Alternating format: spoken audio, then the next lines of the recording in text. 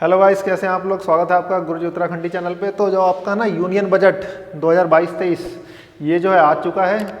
तो काफ़ी सारी चीज़ें इसमें हैं। तो इसको आपको सही से समझाने के लिए मैं ले चलता हूँ आपको अपने कंप्यूटर स्क्रीन पे।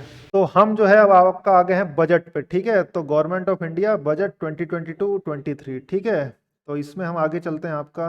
ये देखिए, सबसे पहले तो मैं आपको ये बताता हूँ कि देखिए इसमें पहले पैसा आता कहाँ से है। Rupees come from. तो इसमें आप देखिए जो सबसे ज्यादा आपका है, आपका ये देखिए यहाँ पे, ये आपका बोरोइंग, ठीक है। 1 रुपए के हिसाब से 35 पैसे बोरोइंग से आते हैं, ठीक है। उसके बाद आपका ये देखिए नॉन डेप्ट कैपिटल रिसीट, उसके बाद आपका नॉन टैक्स रेवेन्यू, जीएसटी, ठीक है। जीएसटी से 16 पैसे, 16 पैसे मतलब सीधा 16% हो गया। एक्साइज से 7 पैसे, कस्टम से 5 पैसे, इनकम टैक्स से 15, और आपका कॉरपोरेट से 15, ठीक है। तो सबसे ज्यादा तो आपका ये देखिए कहाँ से आ गया, बोरोइंग से आ गया, उधारी से, ठीक है। उसके बाद दूसरे नंबर पे जीएसटी, इनकम टैक्स, उसके बाद आपका जो है कॉरपोरेट टैक्स है, ठीक है। तो ये है पैसा आता कहाँ से है। अब ये देखिए पैसा जाता कहाँ पे है, ठीक है। तो ये चीजें हमें जानना बहुत जरूरी है। तो सबसे ज्यादा पैसा जब हम बोरोइंग से लेंगे तो जाहिर सी बात है इंटरेस्ट पेमेंट में हम सबसे ज्यादा पैसा देंगे, ठीक है। उसके बाद ये देखिए आपका दूसरे नंबर पे राज्यों को, ठीक है, टैक्स वगैरह, और उसके बाद आपका ड्यूटी टैक्स हो गया, ठीक है। उसके बाद सेंट्रली सेक्टर स्कीम, जो आपका गवर्नमेंट जो भी आपका स्कीम चलाती है, या जो भी जो फ्री में जो भी आपका देना हुआ या जो भी स्कीम चलती है वो यहीं से जाता है, ठीक है। तो ये बेसिकली आपका हो गया पैसा आता कहाँ से है, और ये आपका पैसा जाता कहाँ पे है। उसके बाद हम आते हैं प्रॉपर बजट। ये बजट जो है ना, प्रॉपर यूनियन बजट जो ऐप है, उस ऐप के अंदर बेसिकली आपका जो स्पीच है निर्मला सीतारमन जी की, तो ये वहीं से उठाया गया है, ठीक है। तो सबसे पहले तो आप ये देखिए 9.2%, ये ईयर एस्टिमेशन है जीडीपी का, ठीक है। ये ईयर एस्टिमेशन है जीडीपी का। उसके बाद जो इकोनॉमिक सर्वे आया है, ठीक है। इकोनॉमिक सर्वे एक दिन पहले आता है बजट से, और उसमें जो है बेसिकली आपका बोला गया है, क्या बोला गया है, कि जो आपका साल रहेगा उसमें कितना इकोनॉमिक ग्रोथ रहेगी, 8 से लेके 8.5% तक, ठीक है, ये रहेगा। उसके बाद आपका देखिए पीएलआई स्कीम टोटल कितने सेक्टर में है, 14 सेक्टर में है, जिसमें पोटेंशियल है 60 लाख नई जॉब क्रिएट करने का, ठीक है, अगले 5 साल में 30 lakh crore during the next 5 year, ठीक है। उसके बाद ये देखिए नीलांचल इस्पात लिमिटेड, NINLL, ठीक है। इसको जो है बेसिकली क्या कर दिया गया है, इसको थोड़ा सा ओनरशिप ट्रांसफर कर दी गई है, ठीक है। किसको, टाटा को। Toward the implementation of new public sector enterprise policy, the strategic transfer of ownership of Air India has been completed। ये एयर इंडिया का है। और दूसरा स्ट्रेटेजिक पार्टनर जो है सेलेक्ट कर लिया गया है नीलांचल के लिए, किसको, टाटा को, ठीक है। और उसके बाद ये देखिए सबसे हाई टॉपिक इस साल का, LIC का IPO आने वाला है, ठीक है। कोई अगर शेयर मार्केट में इंटरेस्टेड है तो ज़रूर इसको ध्यान में रखें, ठीक है। उसके बाद ये देखिए national bank for financing infrastructure and development, ठीक है। और दूसरा आपका national asset reconstruction company, NARC। ये बेसिकली आपका क्या है, ये बेसिकली आपका है बैड बैंक। आप ऐसे समझो कि जो गवर्नमेंट है आपकी, बैंकों में जो सरकारी बैंक हैं पैसा डालती है ना गवर्नमेंट, तो उसमें होता क्या है, जब बैंक किसी को पैसा देते हैं तो वो होता क्या है कि आपका कुछ पैसा गया, मान लो 100 रुपए की साइकिल है, 100 रुपए बैंक ने किसी कंपनी या 2-4 कंपनियों को दे दी, 1 साल बाद पैसा आने वाला है, तो 3 महीने का मान के चलो मोनिटोरियम होता है, मोरिटोरियम होता है। तो 12 महीने में आना होता है, 3 महीने का मोरिटोरियम ले लो, 15 महीने हो गए। 15 महीने के बाद अगर वो पैसा नहीं आता है तो वो क्या बन जाता है, वो बन जाता है आपका एनपीए, ठीक है। वो बन गया आपका एनपीए, नॉन परफॉर्मिंग एसेट, ठीक है। तो वो पैसा किसी काम का नहीं रहा, तो गवर्नमेंट इस एनपीए को थोड़ी ना रिकवर करती रहेगी, इसको रिकवर करने में बहुत मुश्किल होगी। गवर्नमेंट बैंक अपना भी काम करे, एनपीए का भी काम करे, तो दिक्कत है ना। इसमें बेसिकली क्या होता है कि एक कंपनी बना दी गई है, जितने भी बैंक होंगे, एसबीआई हो गया आपका, आईडीबीआई हो गया, ये सारे अपने जो है बता देंगे कि हमारा इतना बकाया इसमें, इतना बकाया इसमें। तो ये कंपनी वहां से जो है ये पैसे उठाएगी और पैसे उठा के इनको दे दिया करेगी, ठीक है। उसके बाद ये देखिए गोल ऑफ अमृतकाल, इसमें देखिए क्या गया, focus on growth and all exclusive welfare, promoting technology enabled development, energy transition, climate change, और उसके बाद जो है प्राइवेट इन्वेस्टमेंट, क्राउड फंडिंग, ठीक है। उसके बाद ये देखिए चार प्रायोरिटी सेट की गई हैं, मोटा मोटा सबको दिख रहा होगा चार प्रायोरिटी। पहला पीएम गति शक्ति, दूसरा इंक्लूसिव डेवलपमेंट, तीसरा productivity enhancement and investment, sunrise opportunity, energy transition, climate action, और लास्ट है आपका फाइनेंसिंग ऑफ इन्वेस्टमेंट। तो ये चार प्रायोरिटीज हैं। क्वेश्चन आपसे आ सकता है कितनी प्रायोरिटीज इस बार के बजट में हैं, प्रायोरिटीज के नाम बताइए। तो ये आपने देख लिया। अब हम चलते हैं थोड़ा सा, जो है मैं आपको ये डेटा देता हूं। इसमें आप देखिए पहला कोविड-19 की जो वैक्सीन कवरेज है, जो ये ब्लैक लाइन आपको दिख रही है ना, ये ब्लैक लाइन ये वाली, ये किसका है, पहला डोज। तो 93% लोगों को पहली डोज लग चुकी है, और 69.8 मान के चलो 70% लोगों को सेकंड डोज लग चुकी है, ठीक है। तो ये जो है आपका उसके बाद आप ये देखिए, ये फिस्कल डेफिसिट है 9.2%। उसके बाद ये कम हुआ 6.9, और यहाँ पे जो है 6.4 का जो है गवर्नमेंट का टारगेट है। हकीकत में ये भी बहुत ज़्यादा है। सबसे पहले तो आप समझिए फिस्कल डेफिसिट होता क्या है। फिस्कल डेफिसिट हुआ कि मेरा साल का खर्चा होता है 100 रुपए का, ठीक है, मैंने खर्चा कर दिया 102, तो ये 2% मेरा फिस्कल डेफिसिट है, यानी कि मेरी कमाई से ज़्यादा खर्चा हो गया। तो ये फिस्कल डेफिसिट जितना कम हो उतना अच्छा होता है, ठीक है। अब आइए पहला जो प्रायोरिटी है, पीएम गति शक्ति। तो पीएम गति शक्ति के 7 इंजन्स हैं। क्वेश्चन आ सकता है कि भाई कितने इंजन हैं, 7 इंजन है, याद कर लो। पहला रोड, दूसरा रेलवे, तीसरा आपका एयरपोर्ट है, चौथा पोर्ट, मास ट्रांसपोर्टेशन, वाटरवेज, लॉजिस्टिक इंफ्रास्ट्रक्चर्स, ठीक है। तो ये 7 इंजन है, और गवर्नमेंट ने जो है आपका नेशनल हाईवे के लिए 25,000 किलोमीटर का जो है फॉर्मुलेशन करा है मास्टर प्लान 2022-23 के लिए, ठीक है। उसके बाद अगला आप देखिए, यूनिफाइड लॉजिस्टिक इंटरफेस प्लेटफॉर्म होगा, ठीक है, data exchange among all mode. उसके बाद ओपन सोर्स मोबिलिटी होगा, 4 multi model logistic park PP के थ्रू बनाए जाएंगे। उसके बाद integration of postals and railway network होगा पार्सल के लिए, ठीक है। उसके बाद वन स्टेशन वन प्रोडक्ट, जैसे अब तक चल रहा है ना वन डिस्ट्रिक्ट वन प्रोडक्ट, उसी तरह से हर स्टेशन, जो भी स्टेशन है वो किसी न किसी इलाके में आता है, तो वन स्टेशन वन प्रोडक्ट पे काम होगा। 400 नई वंदे भारत अगले 3 साल में लाने की तैयारी है, ठीक है। एक्सटेंडिंग कवरेज अंडर कवच। उसके बाद ये देखिए multi modal connectivity between urban transport and railways. उसके बाद नेशनल रोपवे, ये देखिए नेशनल रोपवे जो है उसको नाम दिया गया है क्या, पर्वतमाला, ठीक है। और इसमें जो है बेसिकली आपका यहाँ पे ये देखिए 8 रोपवेज प्रोजेक्ट होंगे, कितने किलोमीटर के, 60 किलोमीटर के, जो कि 2022-23 में अवार्ड किए जाएंगे, ठीक है। अब आते हैं देखिए एग्रीकल्चर एंड फूड प्रोसेसिंग पे। इसमें तो देखिए गवर्नमेंट ने सीधा इस बार बोल दिया है कि हम जो है केमिकल फ्री नेचुरल फार्मिंग के ऊपर जो है टारगेट करेंगे, जिसमें कि स्टार्टिंग होगी कहाँ से, land close to Ganga river. इसका थोड़ा सा मैं डिटेल आगे दूंगा।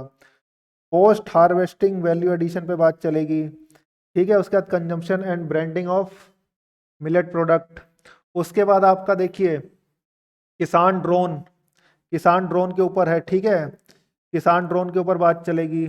और उसके बाद आपका फंड वगैरह जो है, अगर कोई भी बंदा एग्रीकल्चर के फील्ड में, कोई भी जो है लड़का या लड़की एग्रीकल्चर के फील्ड में अगर स्टार्टअप करना चाहता है तो आपको लोन मिल सकता है, कहाँ से, नाबार्ड से, ठीक है। नाबार्ड से आप जो है लोन ले सकते हो।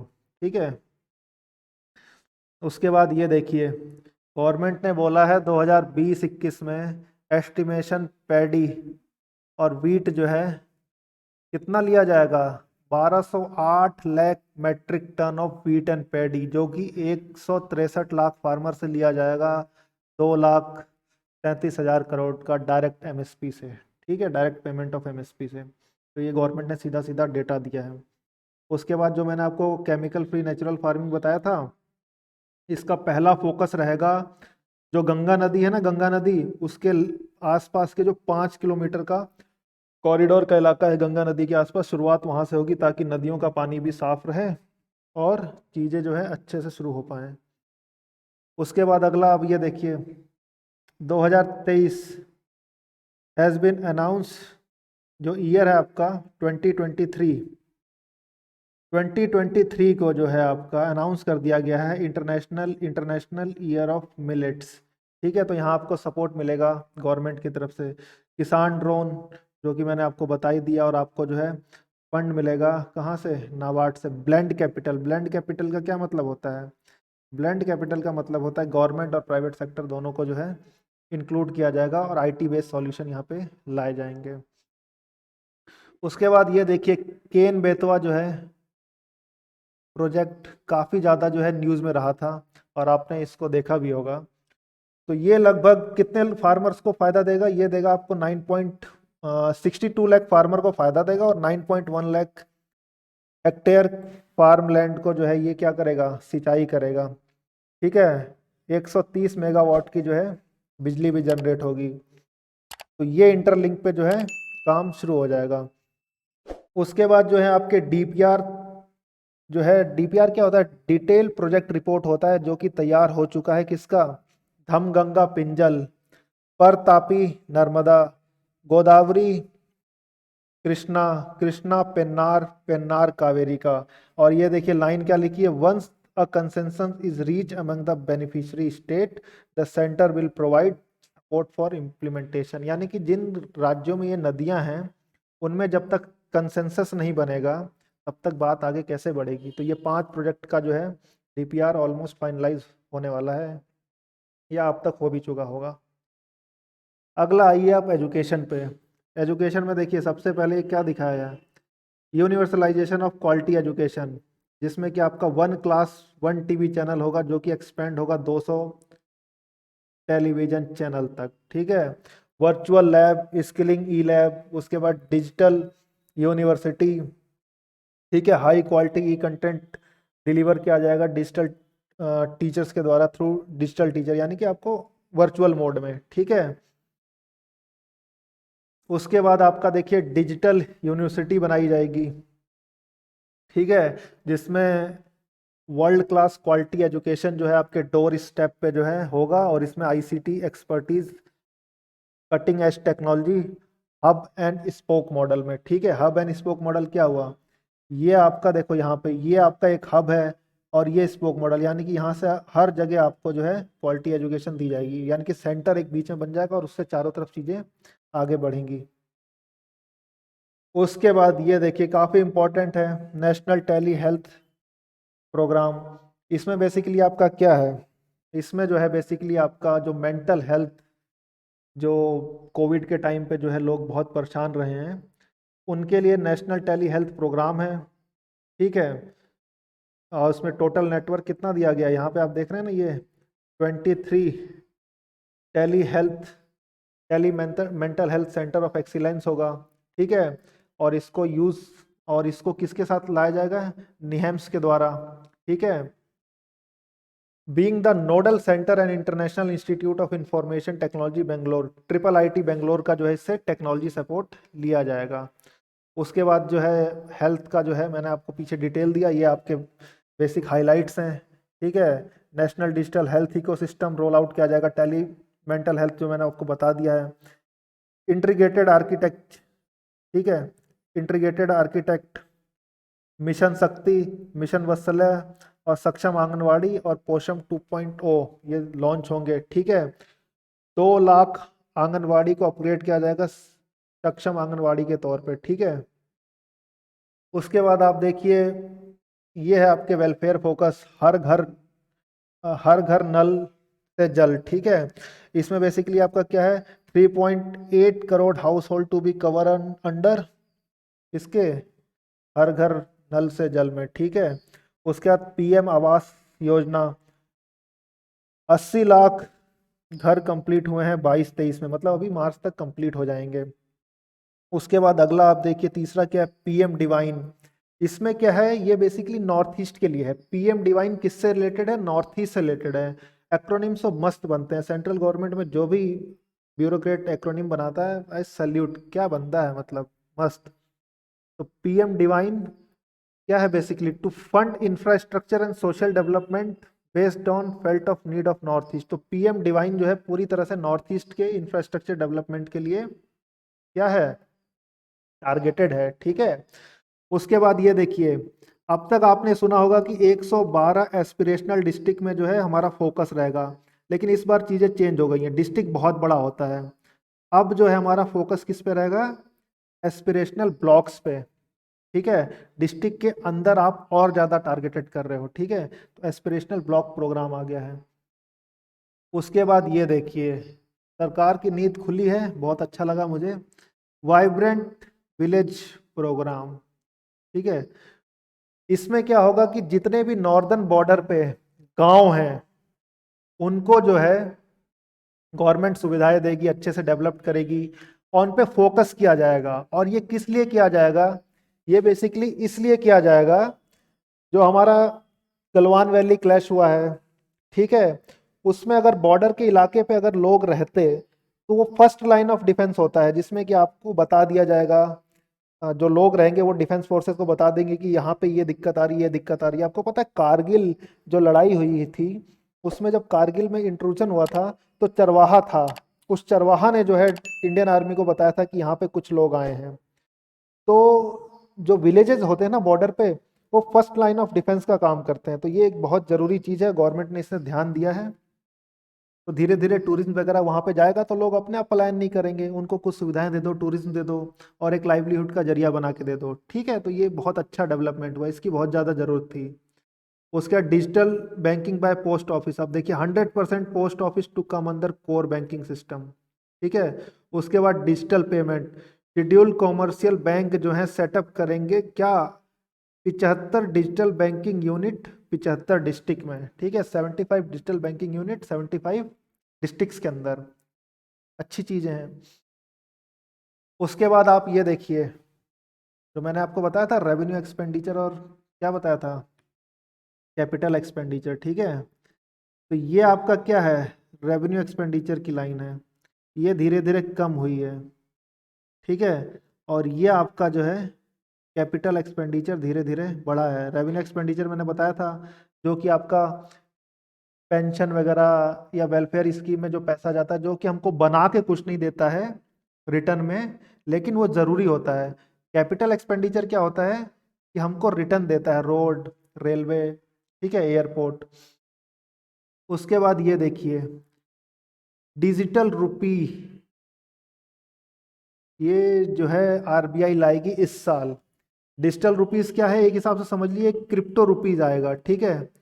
क्रिप्टो रुपी होगा, जो कि डिजिटल फॉर्म में होगा, ठीक है। और ये डायरेक्ट नहीं लाया जाएगा। मान लो अगर बैंक में 100 रुपया है, पूरे हिंदुस्तान के बैंकों में अगर मान सपोज कीजिए 100 रुपया है, तो 100 रुपये में से 90 तो फिजिकल फॉर्म में होंगे, और 10 रुपये जो है डिजिटल फॉर्म में आएंगे।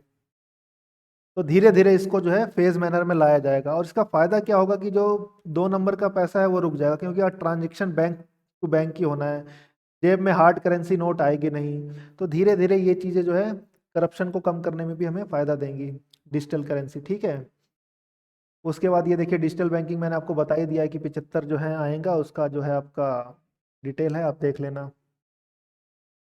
उसके बाद ये देखिए, मोबिलाइजिंग रिसोर्सेज, इसमें जो है गवर्नमेंट ग्रीन बॉन्ड लाएगी ग्रीन इंफ्रास्ट्रक्चर के लिए। उसके बाद जो आपके डेटा सेंटर हैं और इनर्जी स्टोरेज सिस्टम है, इनको इंफ्रास्ट्रक्चर का स्टेटस मिल जाएगा, ठीक है।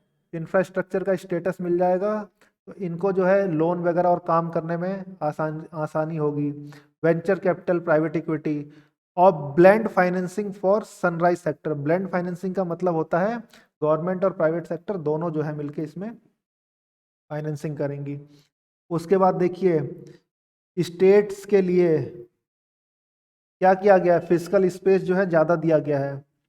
उसके बाद ये देखिए फिजिकल डेफिसिट जो स्टेट का जो है ना, will be allowed a physical deficit of 4% of GSP, यानी कि स्टेट का जीडीपी है ये, ठीक है, gross state domestic product of which 5% will be tied to power sector reform. ये जो पूरा का पूरा 4% है ना, इसमें 5% तो पावर सेक्टर के रिफॉर्म पे जो है डिपेंड करता है। और 1 लाख करोड़ का जो है गवर्नमेंट ने अलग से जो है एलोकेशन किया है हर स्टेट के लिए, और भी इंटरेस्ट फ्री अगले 50 साल के लिए।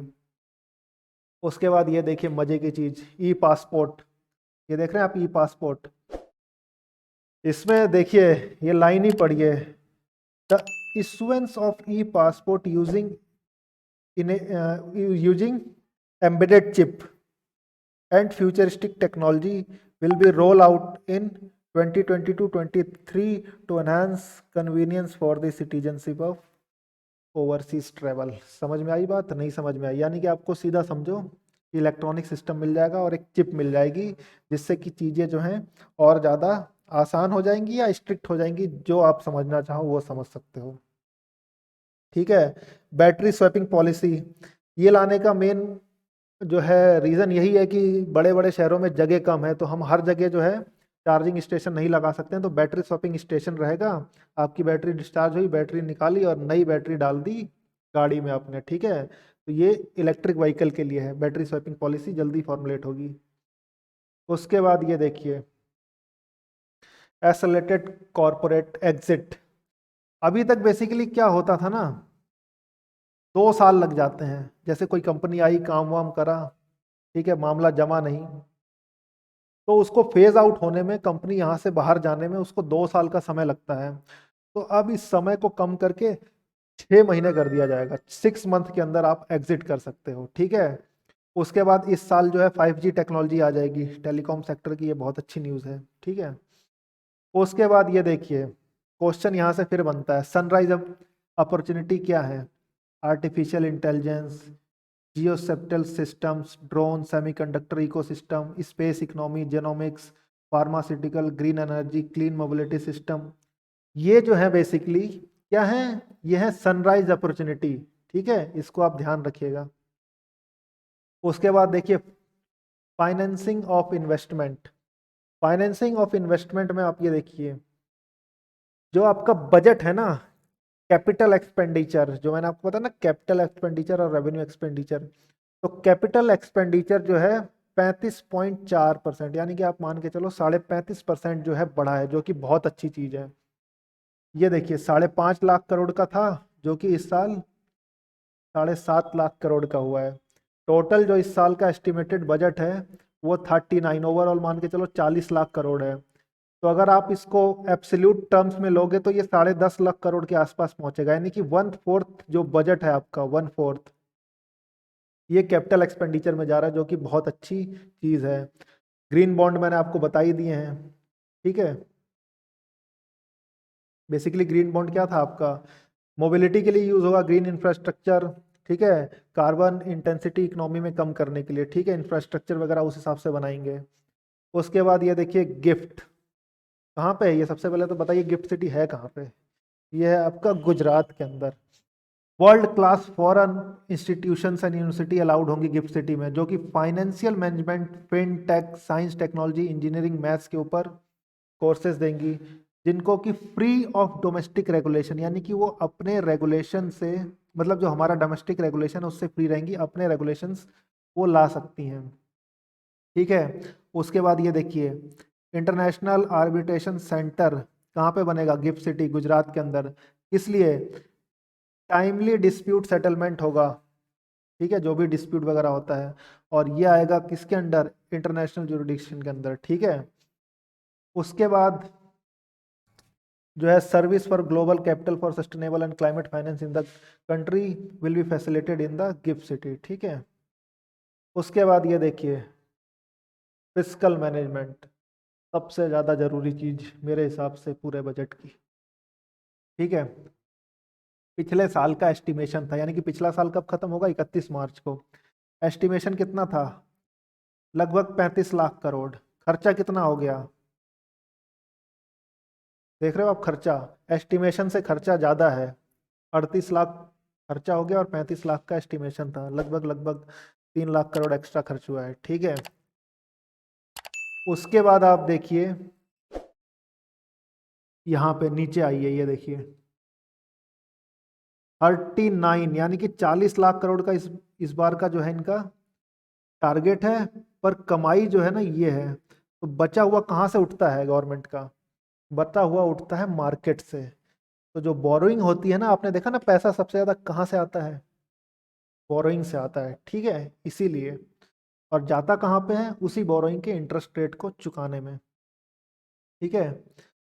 उसके बाद ये देखिए फिस्कल डेफिसिट अंदाजा लगा था कितना, 6.8%, यानी कि 100 रुपये कमाना और कितना खर्चा कर देना, कितना खर्चा करना बताओ। ये ये जो है आपका खर्चा है 106.9, तो इसमें आपका 6.9 जो है ज़्यादा खर्चा हुआ है। अंदाजा कितने का था, अंदाजा था 6.8 का। ठीक है, खर्चा हो गया 6.9। आपको लगेगा 0.1 ही तो है, लेकिन ये बहुत ज़्यादा है फिजिकल डेफिसिट, यानी कि कमाई से ज़्यादा यहाँ पे खर्चा हो रहा है। बट गवर्नमेंट ने बोला है कि हमारा जो इस साल के लिए है वो 6.4 है, और इसको हमें कम करके 2025-26 तक कितना ले जाना है, 4.5। ठीक है, तो पब्लिक इन्वेस्टमेंट को ये और स्ट्रांग बनाएंगे। उसके बाद लास्ट में आप ये देखिए मिनिस्ट्री वाइज एलोकेशन, कितना कितना पैसा किसको मिला है। कम्युनिकेशन का 1,54,100 है, उस ये करोड़ में है। ठीक है। उसके बाद केमिकल का ये है, एग्रीकल्चर का 1,32,000, रूरल इंफ्रास्ट्रक्चर डेवलपमेंट का मिनिस्ट्री ऑफ रूरल डेवलपमेंट का 1,38,000 है। उसके बाद रेलवे का 1,40,000 है, होम अफेयर का 1,85, ट्रांसपोर्ट का लगभग 2 लाख, और मिनिस्ट्री ऑफ कंज्यूमर फूड जो आपके अनाज वगैरह मिलते हैं उसका 2,17,000। और ये देखिए मिनिस्ट्री ऑफ डिफेंस का 5,25,166 करोड़। तो ये कीमत हमें चुकानी पड़ती है कहाँ पे रहने के लिए, ये कीमत हमको चुकानी पड़ती है चाइना और पाकिस्तान के बीच में रहने के लिए। तो ये पूरे का पूरा आपका बजट है, इसको आप ध्यान से देखिएगा। ठीक है, थैंक यू।